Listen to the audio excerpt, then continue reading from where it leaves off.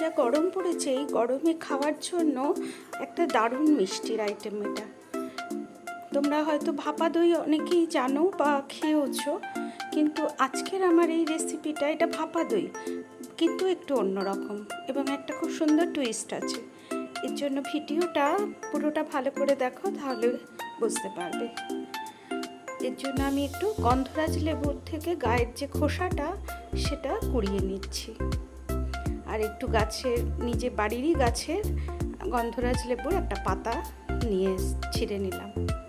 এদিকে টক দইকে আমি একটু কাপড়ের মধ্যে সারা রাত ঝুলিয়ে রেখে দিয়েছিলাম, ফ্রিজেই রেখে দিয়েছিলাম, একদম জল ঝরে গেছে।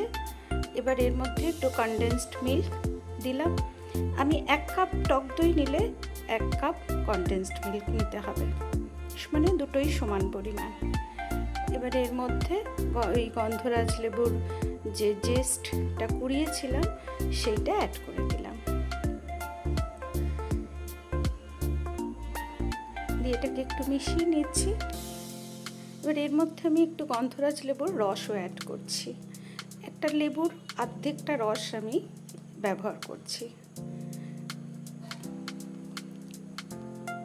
আর এই পাতাটাকে এর মধ্যে কুচিয়ে ব্যবহার করব। এর জন্য পাতার যে মোটা শিরের মতন অংশটা, এটাকে বাদ দিয়ে পাতাটাকে মিহি করে কুচিয়ে নিয়ে ব্যবহার করছি। খেতে ভীষণ ভালো হয়, সম্পূর্ণ অন্যরকম একটা, বেশ মানে এই গরমে লেবুর একটা ফ্লেভার মানে অপূর্ব লাগে খেতে। এবং একটু বললাম যে একটা টুইস্ট আছে, সেটা দেখো বলছি ওটা। এবার খোসাটাকে কুচিয়ে নিয়ে এবার হুইস্কারের সাহায্যে খুব ভালো করে ফেটিয়ে নিতে হবে, যাতে দইয়ের কোনো ডেলা না থাকে, একদম ক্রিমের মতো যেন হয়ে যায় মিশ্রণটা। এই যে দেখতে পাচ্ছ, পুরো ক্রিমের মতন হয়ে গেছে। এবার এই দইয়ের মিশ্রণটার থেকে একটা, আমি এটা হিট প্রুফ বাটিটা, কাচের বাটি, এটা হিট মানে গরমে আমি বসাতে পারবো। আমি এই বাটিতে করছি, যেহেতু আমি এটা ধরেই সার্ভ করব। এই যে যেটা বললাম টুইস্ট, সেটা হলো এই যে মাঝখানে আমি দিলাম দুটো নিকুতি, দিয়ে ওপর থেকে আবার একটু দইয়ের মিশ্রণ দিয়ে দিলাম, এবং ভালো করে এটাকে ভর্তিটা করতে হবে, কোথাও যেন ভেতরে ফাঁকা না থাকে। দিয়ে এবার আমি এটাকে এই যে সিলভার এই ফয়েলগুলো পাওয়া যায়, সেই ফয়েল দিয়ে মুড়ে দেবো, সেই জন্য একটু মাপ মতন কেটে নিচ্ছি।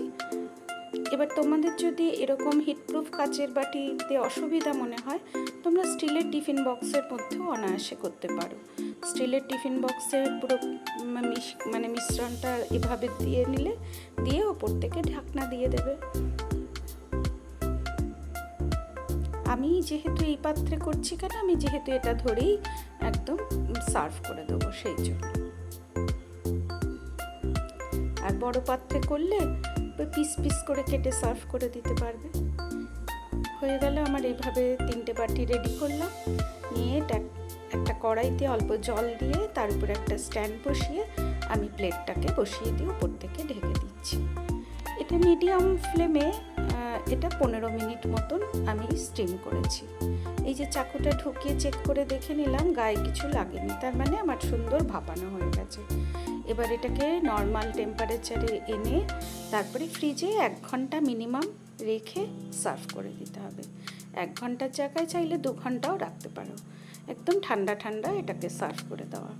ওপর থেকে খালি একটু গন্ধরাজ লেবুর আবার খোসা একটু ছড়িয়ে দিয়ে সার্ভ করে দিচ্ছি। অপূর্ব খেতে হয়, এই গরমে তো ভীষণ ভালো লাগে খেতে। একটু হালকা একটা গন্ধরাজ লেবুর রস দিয়েছি, একটু টক হালকা লাগে, খুব বেশি নয়, কারণ গন্ধরাজ লেবুর রসে টক হয় না আমরা জানি, কিন্তু গন্ধটা ভীষণ, ওই জন্য আমি খোসা পাতা সব কিছুই ব্যবহার করেছি। এবারে চলো কেটে দেখিয়ে, দেখেছো কি সুন্দর একদম চাক হয়ে উঠে এলো।